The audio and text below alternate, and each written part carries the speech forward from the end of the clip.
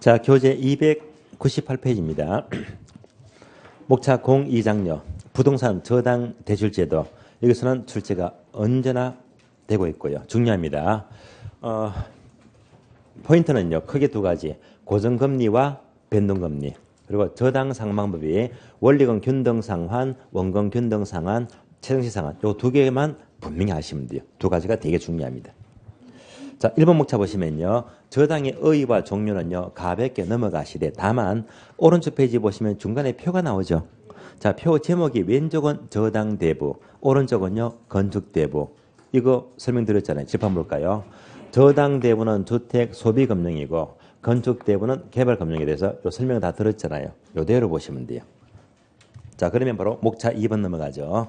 고정이자와 변동이자 아주 중요합니다. 그러면 다음 페이지 넘어가요.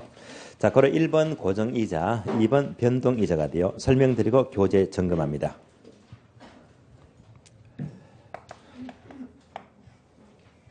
자, 먼저 고정금리가 나오고요. 다음에 변동금리.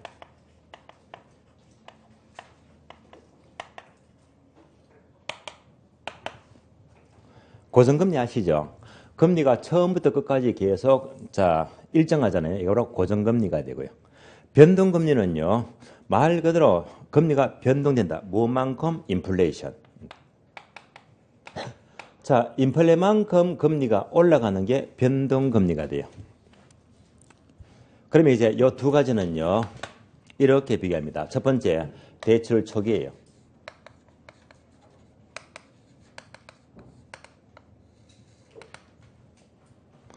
여러분이 오늘 당장 은행 가서 대출 받으려고 하면요. 금리가 두 개 나와요. 그러면 고정금리는 금리가 계속 확정적이잖아요. 고정입니다. 그런데 똑같은 날짜에 대출 초기에요. 변동금리는 고정금리보다 조금 낮아요. 조금 낮게 설정이 됩니다. 그래서 고정금리가 약간 높다. 변동금리가 낮다. 낮게 설정이 돼요. 처음엔 조금 낮아요. 처음엔 낮지만은요. 앞으로 인플레만큼 금리가 계속 올라가잖아요. 올라가니까 이렇게 올라갑니다. 역전되잖아요. 이렇게 이제 금리가 올라가게 되면 이때 오르는 금리는요. 은행이 부담합니까? 차입자가 부담합니까? 차입자가 부담하죠. 처음에는요. 조금은 낮게 해줘요. 얘가 특징입니다. 낮은 이유가 무엇 때문에? 앞으로 계속 오르는 이자입니다. 이자율 부담입니다. 이자율 위험은 이것을 누가 부담하더라? 차입자가 부담하기 때문에 처음에는 약간 낮게 해줘요. 차입자가 부담하기 때문입니다.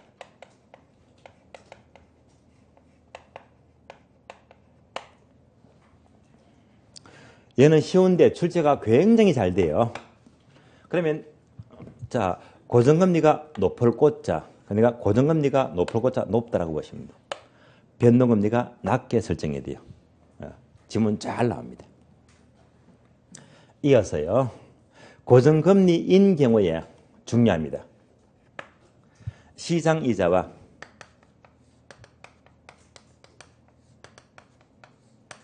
저당이자를 비교합니다.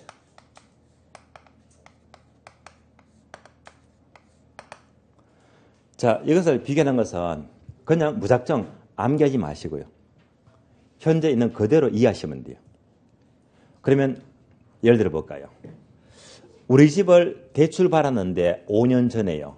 5년 전 대출 받을 때 이때 대출 금리가 5%입니다. 5년 전에 5% 대출 받았는데 5년 지났어요. 현재 시중금리가 10% 하더라. 이해되시겠죠? 5년 전 5% 대출 받았는데 지금 시중금리가 10%예요. 그러면 대출을 잘 받았다, 못 받았다? 잘 받았죠. 이때는요. 대출을 끝까지 가져간다, 중도선 한다? 이때는 끝까지 가져가는 거예요. 전혀 문제가 안 돼요. 자, 숫자 바꿔볼게요. 5년 전에 대출을요. 10% 이자로 대출 받았습니다.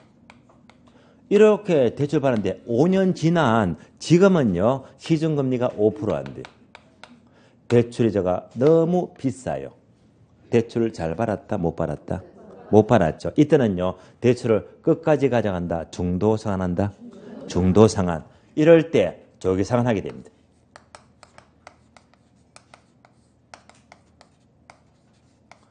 어떨 때 대출 이자가 너무 높고 시장 이자가 낮을 때입니다. 이럴 때 조기 상환 또는 중도 상환 하게 됩니다. 결론 나왔습니다. 항상 조기 상환 조건은요, 시장 이자가 높을 때, 낮을 때, 낮을 때. 둘 다 정리하면 헷갈려요. 하나만 못 박아버렸어요. 따라서 시장 이자가 하락할 때, 시장 이자가 낮을 때, 하락할 때 조기 상환 하게 됩니다. 요즘은 굉장히 잘 나옵니다. 그러면 이때는요, 자, 조기 상환은요, 대출 이자가 너무 높기 때문에 일반적으로 이자가 싼 다른 은행으로 갈아탑니다. 어떻게? 재융자를 받아요. 따라서 재융자를 통한 조기 상환입니다. 따라서 시장 이자가 하락할 때는요, 항상 은행 갈아탑니다. 이자가 싼 쪽으로 갈아탄다 해서 재융자를 통한 조기 상환을 받게 됩니다. 출제가 자주 돼요. 고정금리인 경우에 시장 이자가 하락할 때 조기 상환하게 됩니다. 자, 여기까지 교재 확인해요. 가로 1번요. 고정이자입니다. 동남이 2번 특징 내려가세요. 기억번과 니은번 있죠. 니은번 집중하세요. 차입자는 밑줄 하세요. 저당 이자율보다 시장 이자율이 하락할 경우 밑줄. 한 줄 내려가서 조기 상환 밑줄. 따라서 시장 이자가 하락할 때 조기 상환하게 됩니다. 다음에 가로 2번 내려가죠. 변동 이자율. 변동 이자는요. 1번 의에서 박스. 자, 흐름 있죠. 변동금리 이꼴 기준금리 플러스 가상금리 꼭 알아야 됩니다. 옮겨서 설명드리겠습니다. 변동금리 이꼴 기준금리 플러스 가상금리다.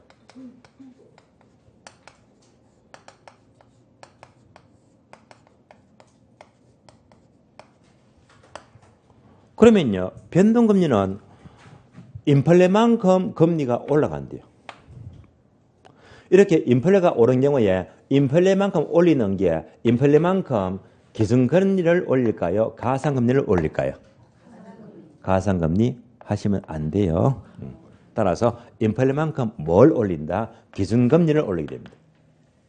따라서 얘가 바로 인플레만큼 올린다 해서 인플레가 반영이 됩니다. 인플레만큼 올리는 게 기준금리가 되고요. 반면에 가상금리는 인플레가 아니고요. 얘는 차입자의 신용도를 말해요.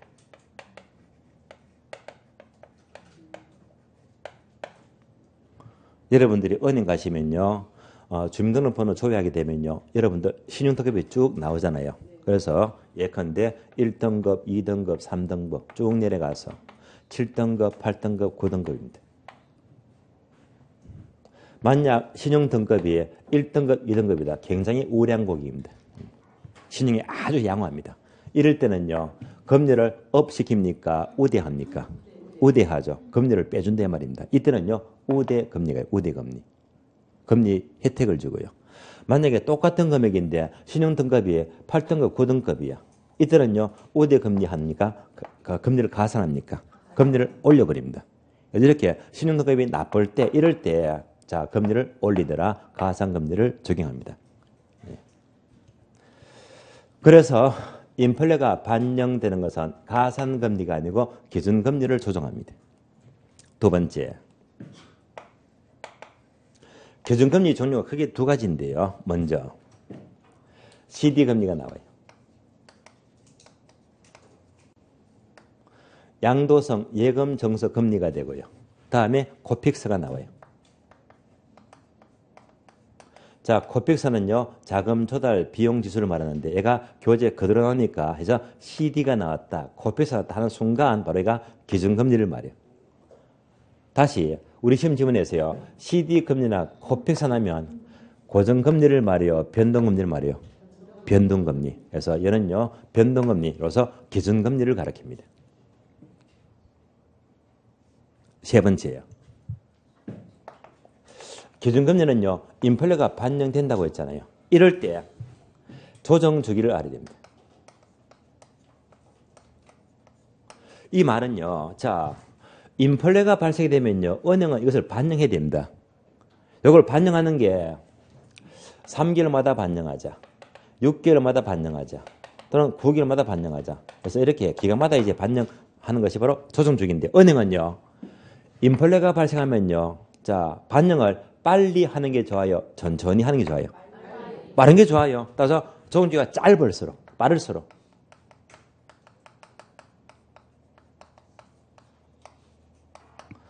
이럴 때 은행은 아주 유리합니다. 그래서 대출자가 유리합니다.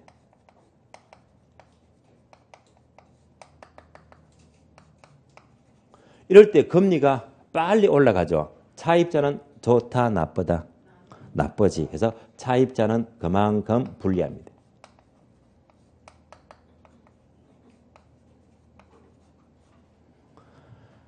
그래서 우리 시험은요, 조정 주기가 짧을수록 대출자가 불리하고 차입자가 유리하다. 바꾼 문장도 우리 시험에 나온 적이 있고 틀린 질문입니다. 대출자가 유리합니다. 그래서 변동금리에서 기준금리 하게 되면요, 적어도 이런 내용만큼은 반드시 알아야 됩니다. 자, 지금 내용 교재보고 체크합니다. 자, 박스 보았죠? 변동금리 이꼴 기준금리 플러스 가산금리가 되고요. 그러면 기업은 기준금리가 인플레가 반영된다고 했어요. 우리나라 경우에 밑줄 아세요? 코픽스, 자금 조달 비용 지수, 양도성 예금정서 CD금리 이런 것들이 모두가 기준금리, 즉 변동금리를 가리킵니다. 니은번요, 가산금리는 영어로 스플레드가 되고요. 가산금리는 밑줄 아세요? 차입자의 신용 밑줄. 신용도가 반영된 것은 가산금리가 되고요. 2번 특징 내려가요. 특징은요, 기억번과 니은번이 나와요. 자, 기억번은 뭐냐? 칠판 볼까요? 요겁니다. 대출 초기에는 고정금리가 높고 변동금리가 낮다. 낮은 이유가 무엇 때문에? 앞으로 오르는 이자율 위험 부담은요, 차입자가 부담하기 때문에 이 문장이 바로 기억번입니다.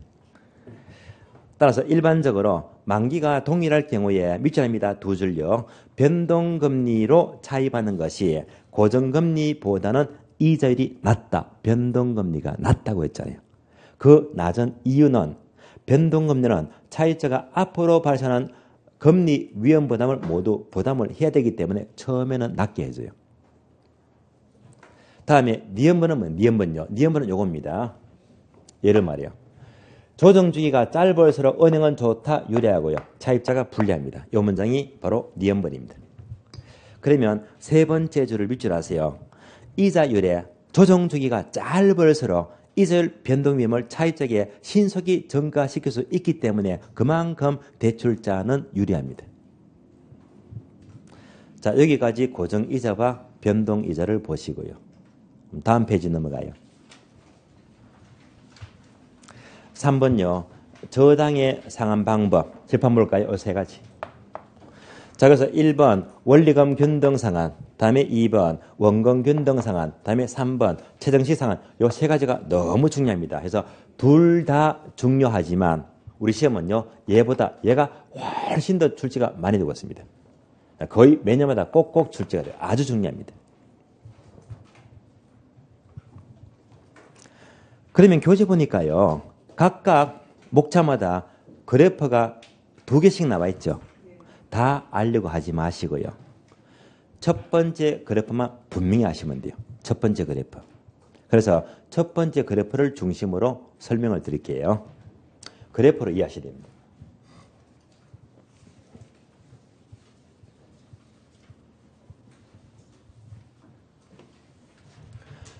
자, 먼저 첫 번째 원리금 균등 상한입니다.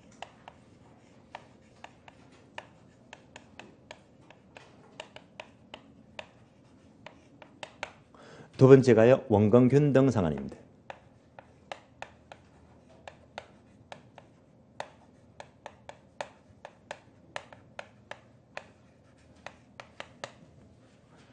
세 번째가 최정식 산입니다.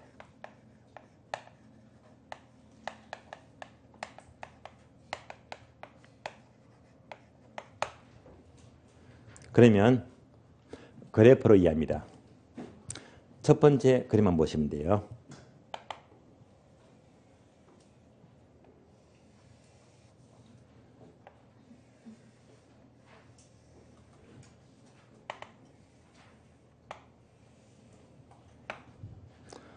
세로축이 원리금입니다. 가로축은 융자 기간이 되고요. 지금부터 이 노란 볼펜 있죠. 이 노란색이 바로 원리금입니다. 그래서 원리금을 이제 노란 선으로 표시합니다. 자, 그러면 원리금 변동상한은 제목 그대로 매 기간 원리금을 똑같이 갚아 나간다. 얘가 바로 원리금 변동상한입니다.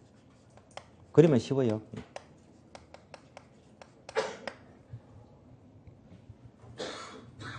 두 번째, 원금 변동상한은요, 이 원리금이 똑같은 게 아니고 이렇게 된대요.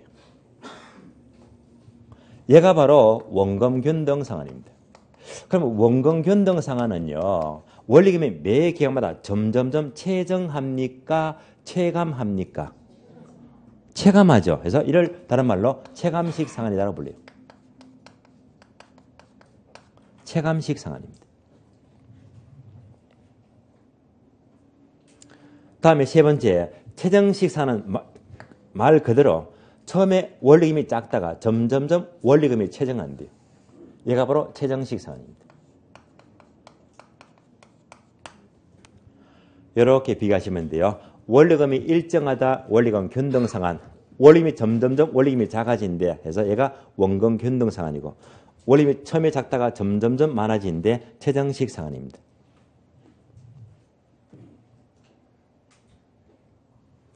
그러면 원리금은 아시죠? 이 원리금이 뭘 말합니까? 원금하고 이자 합한 것이죠. 이제부터 이 원리금 중에서는 원금을 어떻게 갚고 이자를 어떻게 갚을까? 그래서 원금, 이자 상한 흐름을 봐야 됩니다. 만약 융자 기간 20년이다. 20년. 그래서 아파트 융자 받으면서 매달마다 꼬박꼬박 원리금을요, 똑같이 100만 원씩 갚아 나간대요. 똑같이 100만 원 계속 갚아 나갑니다. 얘가 원리금 변동상한인데, 그러면 이때 첫 달에 원리금 100만 원은요, 100만 원 중에서 얘는요, 원금이 많을까요? 이자가 많을까요? 첫 달 100만 원요. 거의가 이자예요. 이자가 얼마 정도? 한 96만 원, 7만 원입니다. 거의가 이자예요, 이자. 이자가 이만큼 많습니다. 그 다음부터 계속 이자가 점점점 이렇게 작아지는 거예요.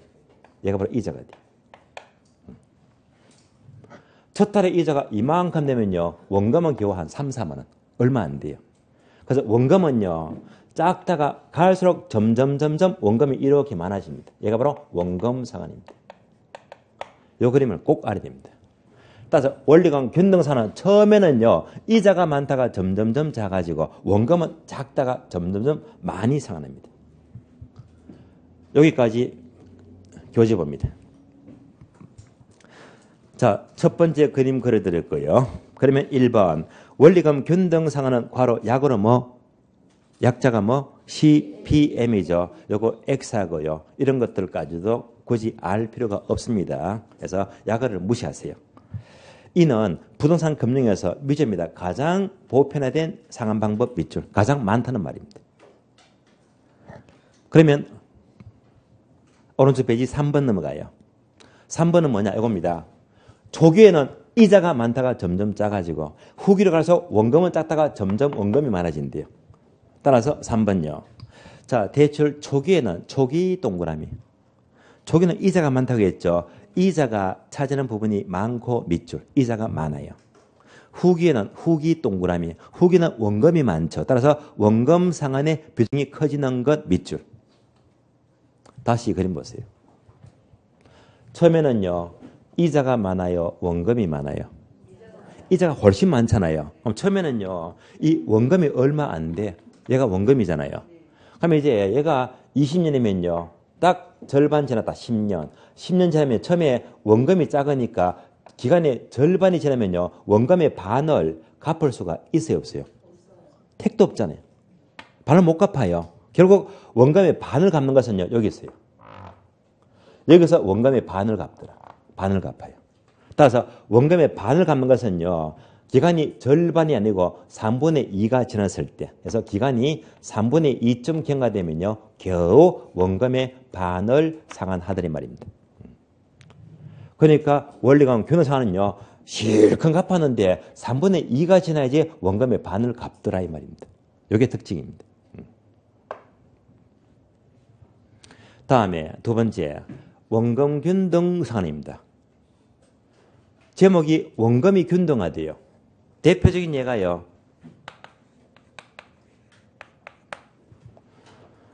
여러분들 신용카드 쓰시잖아요. 그러면 신용카드 갖고 있다면 혹시 카드론 대출 받아보셨습니까? 안 받는 게 좋아요. 예. 자, 카드론 대출입니다. 혹시라도 여러분들이 신용카드, 카드론 대출 받게 되면요. 상품이 한 개, 두 개, 셋 다 있다고 하는데 자, 안내양이 항상 이 중에서 카드론 대출은 100% 무조건 원금 균등 상환입니다. 원금 균등 상환입니다. 예를 들면 자 카드론 대출을 해주겠대요. 은행에서. 얼마? 1,000만 원 빌렸습니다. 1,000만 원. 그러면 갚는 것은요. 10개월로 자 빌리겠대요. 그래서 나누기 10달 합니다. 1,000만 원 나누기 10달 하면요. 한 달에 얼마씩? 100만 원이요. 그래서 카드론 대출을 1,000만 원 빌렸으면서 10개월 동안에 계속 갚아 나간다면요. 그대로 나누기 10 하니까 매달마다 원금을 100만 원씩 계속 똑같이 이렇게 갚아 나갑니다. 얘가 바로 원금 균등 상환입니다. 그래서 카드론 대출 받게 되면 원금을 어떻게 이렇게 100만 원씩요.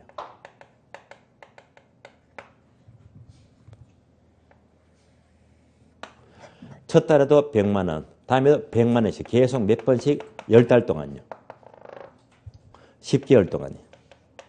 똑같이 원금을 100 똑같이 갚아 나가니까 얘가 바로 원금입니다.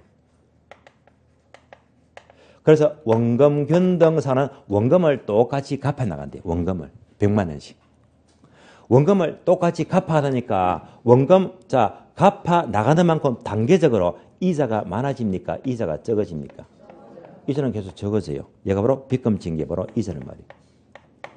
그래서 원금 균등 상환은 원금을 똑같이 갚아 나가는 만큼 이자가 단계적으로 적어집니다.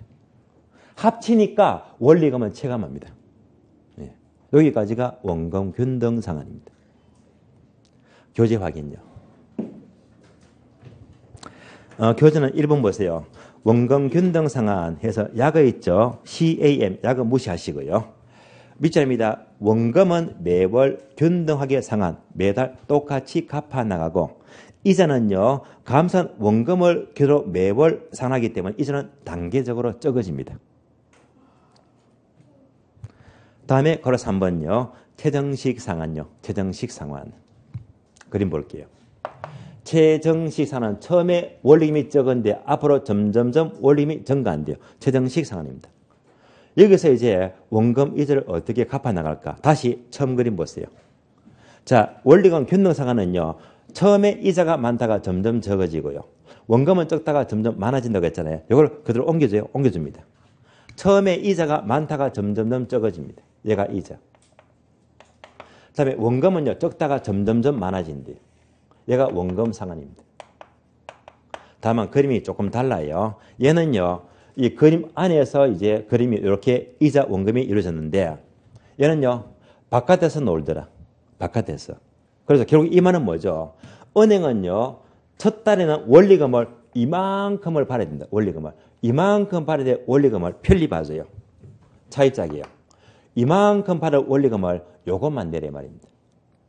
그래서 이만큼 받을 원리금을 조금만 받으니까 은행은요. 빚금 증가만큼 이득을 봐요. 손해를 봐요. 손해봐요.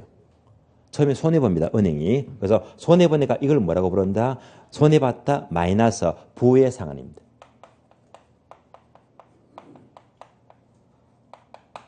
따라서 최정식 상한은 이만큼 받을 걸 이것만 받으니까 은행이 손해보더라. 그러면 손해본 거 얘는요 어떻게 다 받아내죠? 처음에 손해보지만 얘는요 나중에 뒤에서 다 받아내거든요. 이자 세게 해가지고요. 편리 봐줘요. 따라서 처음에 이만큼 편리 봐주니까 은행은 마이너스 손해본다. 부의 상한을 처리합니다. 교재 봐요. 1번 최정식 상한은 초기에는 저당 지불액 원리금이 낮은 수준인데 차입자의 소득이 증감에 따라서 저당 지불액 원리금을 점차 많이 받는 방식입니다. 다음 페이지 봐요. 2번은요. 첫 줄 끝에 보시면 밑줄 아세요. 주로 젊은 저소득층에게 유리하다 밑줄. 주로 젊은 층은 처음에 소득이 작잖아요. 갈수록 직급이 올라가면 소득이 많아지잖아요. 그래서 젊은 층에 주로 유리합니다. 3번요. 자, 초기에는 초기 밑줄. 한 줄 내려가서요. 부의 상환 밑줄. 그래서 초기에는 부의 상환을 초래할 수가 있다. 그림으로 그려드렸습니다. 자, 이상으로 세 가지를 그래프를 통해서 비교했습니다. 그래프를. 자, 똑같은 그림인데요. 이 그림을 오늘 집에 가시면요. 자꾸 그려보세요. 자꾸. 이 그림을 갖고 놀아야 됩니다. 나중에 문제가 나면요. 이 그래프를 머리에 딱 돌려가지고 문제를 풀어야 되거든요. 그래서 집에 가시면요. 이 그림을 자꾸 반복해서 빨리빨리 숙지하셔야 됩니다. 그럼 이제 전부 다 종합해보죠.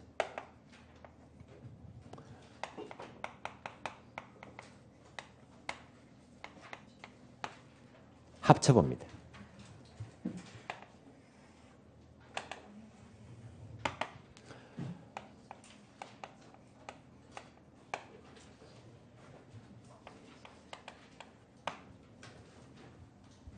합쳐봐요.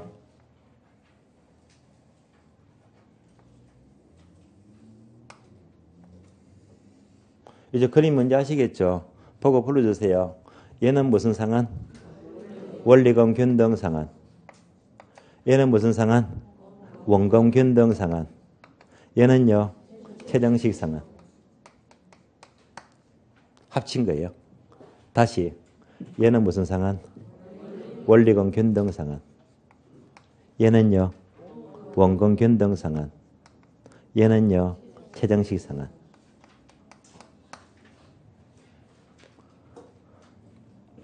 얘보다요. 우리 시험은요. 얘가 훨씬 중요합니다. 정말 자주 나와요. 예. 여기서 문제가 엄청 나오거든요. 그러면 잘 보세요. 이 세 가지를 합치니까 서로 크기가 같아 다르다. 다르다. 얘가 구구절절 시험 지문입니다. 다시 얘는요. 대출 초기. 얘는요. 대출 말기 후기입니다. 따라서 이 원리금의 초기 원리금 크기가 다르고 후기가 달라지잖아요. 얘가 굉장히 잘 나옵니다.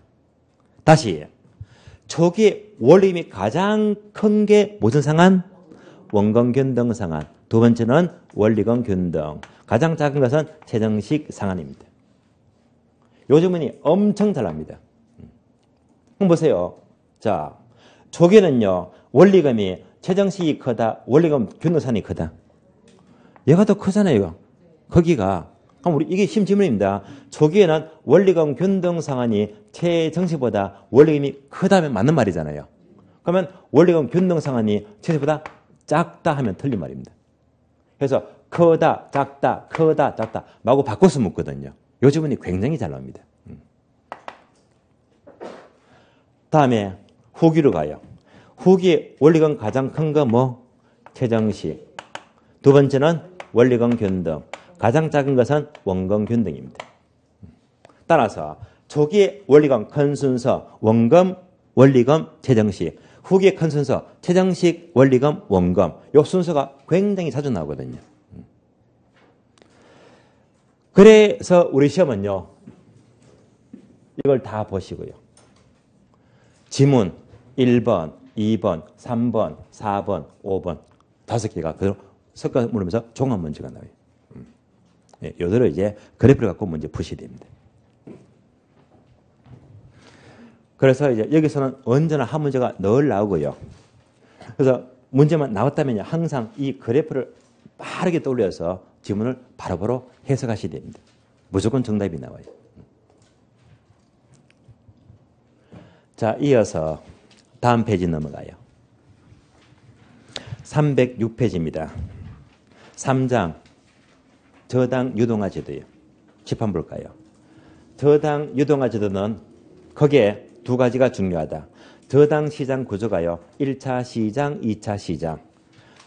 다음에 MBS 종류가 크게 네 가지가 있다. 얘가요. 너무 중요합니다. 참고로 여러분들 지금 공부하는 거 있죠. 2장과 3장 합쳐서 이 두 가지가 너무 중요하거든요. 거의 여기서 문제가 무조건 매년마다 세 문제는 무조건 나와요. 세 문제 이상입니다. 너무 중요합니다. 그리고 나머지가 뭐 한 문제 보면 한 5문제 되거든요. 그래서 얘가 너무 중요해요.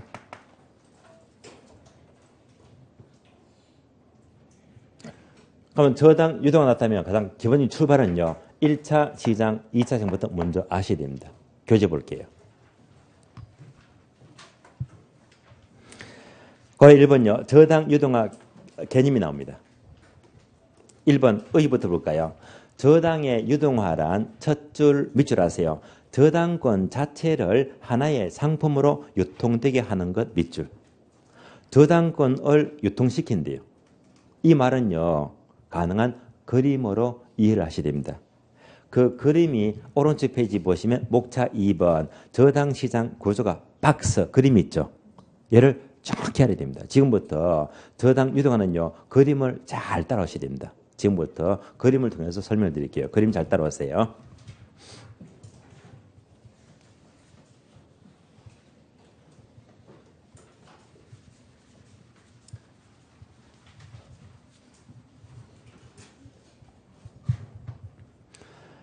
자, 먼저 네모가 4개 나와요.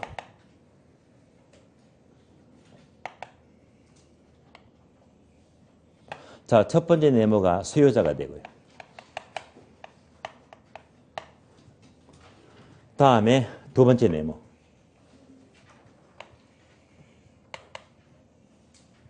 얘가 은행, 금융기관입니다. 얘를 1차 대출기관 이렇게 불러요.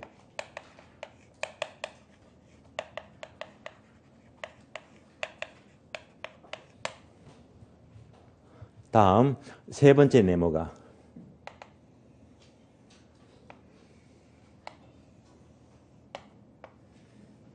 유동화 회사가 돼요. 얘를 다른 말로 2차 대출기관.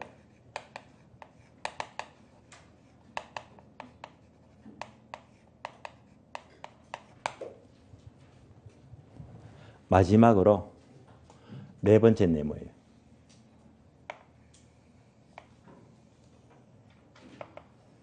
얘가 투자자가 됩니다.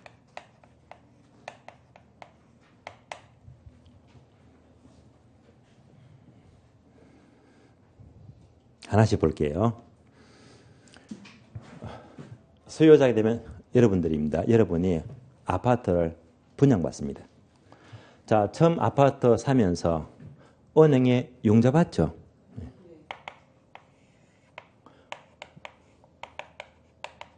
융자 받습니다. 대출 받아요. 얼마? 5천만 원 잡을게요. 자, 5천만 원 융자 받자. 그럼 은행은요, 얘한테 5천만 원 대출해 주면서 여러 가지 권리를 갖게 됩니다. 돈 빌려주고 뭘 가지죠? 첫 번째, 돈 받을 수 있는 권리. 그래서 저당 채권을 갖게 됩니다. 저당 채권. 자, 이 저당 채권을요, 민법에서는 그냥 저당권, 이렇게 저당권. 학교는요, 저당 채권. 민법은요, 저당권. 똑같은 말입니다. 이 저당 채권, 저당권을 영어로 모기지라고 해요. 모기지.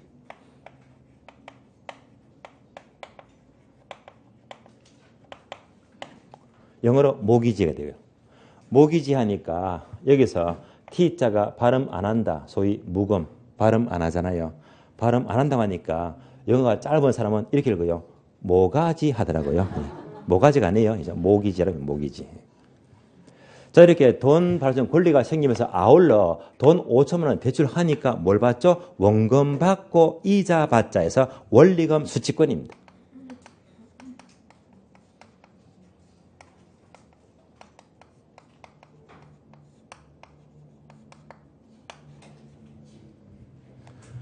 반복합니다.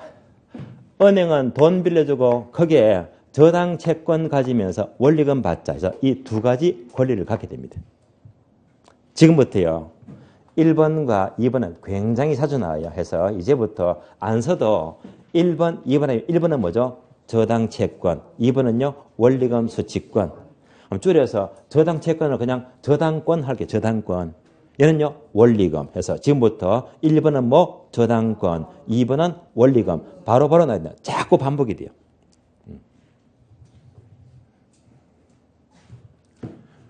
여기까지가 뭐죠? 민법상 저당권을 설정하는 관계를 말해요.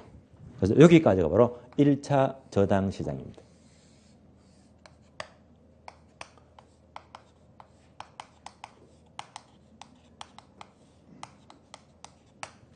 (1차) 저당 시장은 바로 저당권을 설정하는 시장입니다. 그러면 은행은요. 수많은 개인들에게 자금을 엄청 대출해 주니까 나중에는요. 은행이 돈이 모자랍니다. 은행이 자금이 부족합니다. 이럴 때 어떡하죠? 은행이 자금이 부족하다면 은행이 갖고 있던 이 저당권이 있죠. 요거를 양도합니다. 은행이 자금이 부족하니까 갖고 있던 저당권을 양도해요.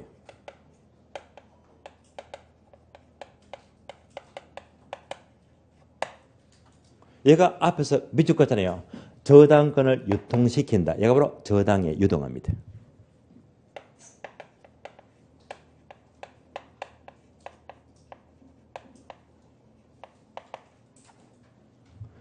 유의할 점은 은행에서요. 저당권을 한 개만 판다. 개별 저당. 한 개만 파는 게 아니고요. 수백 개를 묶음으로 한 덩어리로 해서 집합체입니다. 이것을 양도합니다. 큰 덩어리 있죠.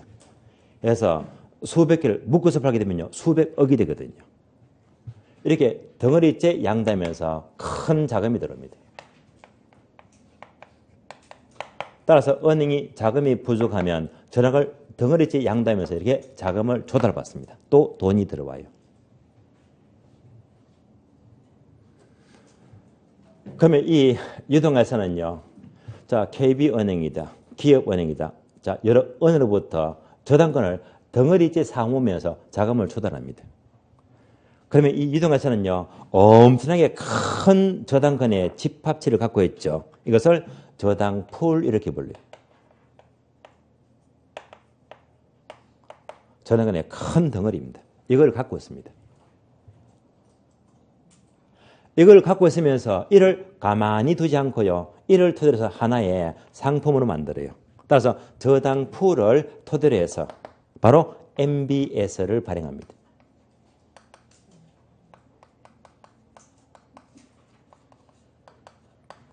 자, 여기서요.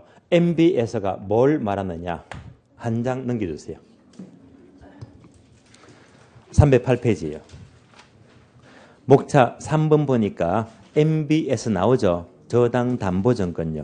약어잖아요. 그러면 MBS 원어가 뭡니까? 모기지 팩터 시큐리티스. 자, M이 바로 모기지. 뭐죠? 저당채권. 다음에 자, B가 팩터한다. 얘가 바로 담보로 한다는 말. 담보로 해서. 시큐리티스가 바로 정권을 말해요. 합쳐볼까요? 자, 모기지, 저당채권을 팩터, 담보로 해서 시큐리티스 정권으로 만들자. 줄이면요. 저당채권을 담보로 해서 정권으로 만들자. 줄여서 저당담보정권입니다. 저당담보정권입니다. 그래서 이 2차 대출기간 유동화 회사가 저당풀을 틀어서 MBS를 만든다. 발행하잖아요. 발행하니까 얘를요 바로 발행기간. MB에서 발행기간입니다. 얘를 다른 말로 앞에서 봤죠. 한주금, 한주금. 이게 바로 우리나라의 한주금입니다. 다 똑같은 말입니다.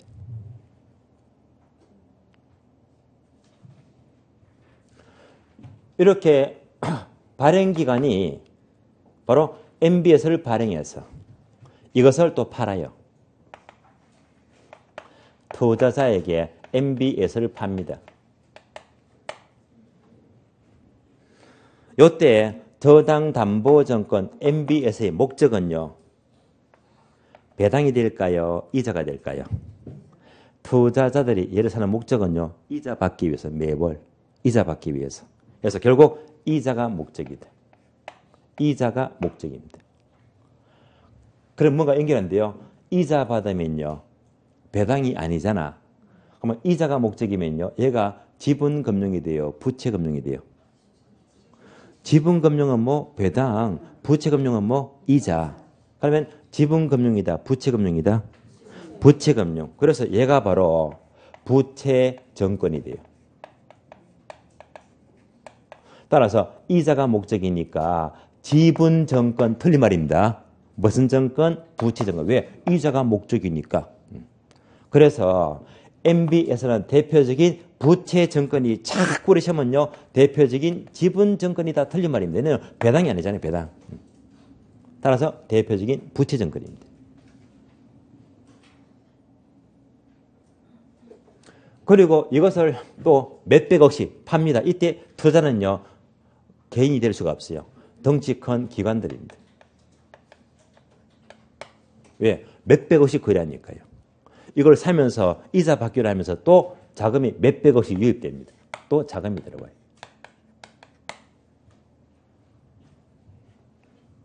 결국 발행기관이 MBS를 만들어서 팔았잖아요. 무엇을? 저당담보증권. 그래서 저당권을 정권화 시켰잖아요. 정권화. 그래서 얘가 바로 저당의 정권화입니다.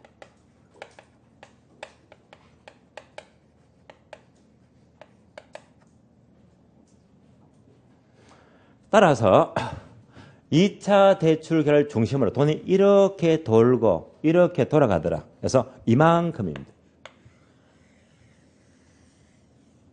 이만큼을 가리켜서 2차 저당시장 이렇게 불려요. 따라서 2차 저당시장은요. 저당의 유동화와 저당의 정관을 둘 다 포함하더라. 그래서 자 여기까지 있죠. 여기까지 돈이 왔다 갔다 하더라. 바로 2차 저당시장입니다. 이 그림 보시면서 자 여기까지가 몇 차? 1차 시장. 얘는 빠지고요. 다시 여기서 왔다 갔다 하면 여기까지가 몇 차? 2차 저당시장. 어디까지가 1차인지 어디까지가 2차인지 구별합니다. 다시 그림 보니까요. 2차 저당시장은 첫 번째 네모. 원래 저당대우로 하는 차입자와 관계가 있다 없다.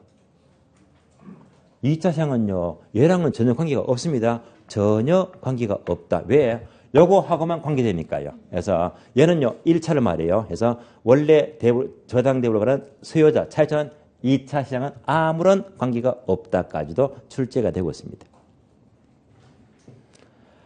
자, 여기까지 교재 확인합니다. 교재 307페이지 봅니다. 고로 1번요. 1차 저당시장입니다. 동그라미 1번 보시면 1차 저당시장이란 저당 대부를 원하는 수요자와 수요자 밑줄. 저당 대부를 제공하는 금융기관 사이에서 금융기관 밑줄. 그럼 10번 보세요. 수요자 밑줄, 금융기관 밑줄. 요 사이에서 저당권이 왔다 갔다 한다. 바로 1차 시장입니다. 다음 페이지. 3번요. 1차 저당 대주자들은 설정된 저당권은 은행이 자신들의 포트폴리오 일부로 밑줄하세요. 보유하기도 하며 자금이 부족하다면 2차 시장에 팔기도 한다. 그래서 은행은요. 저당권을 보유할 수도 있고 돈이 없으면 팔 수도 있잖아요. 다음에 바로 2번입니다. 2차 저당 시장은 1번요. 2차 시장이란 저당 대출 기간과 밑줄 아세요? 대출 기간 밑줄. 대출 기간. 다른 기간 투자들 사이에 투자자 밑줄. 짚어 볼까요? 대출 기간 나왔죠. 다음에 투자자 나왔잖아요. 요 사이에서 왔다 갔다 하는 것이 바로 2차 시장입니다. 2차 시장. 그래서 대출 기간과 그 사이에서 이렇게 저당을 사고 팔고 하더라. 여기까지가 2차 시장이 되고요. 따라서 2번요. 2번 두 번째 줄 밑줄입니다. 2차 저당 시장은 차입자와는 아무런 직접적인 관계가 전혀 없습니다. 예를 말하자면 2차 시장은 첫 번째 차입자, 수혜자랑 아무런 관계가 없다고 했어요. 관계가 없다. 3번요. 2차 시장은 밑줄 아세요. 저당의 유동화에 결정적인 역할 밑줄. 그래서 유동화에 결정적인 역할을 하는 시장입니다. 까지를 보시고요. 자, 이어서 3번이 있죠. MB에서 저당 담보 정권은요. 쉬었다가 다음 시간 이어서 계속 정리하겠습니다. 쉬겠습니다.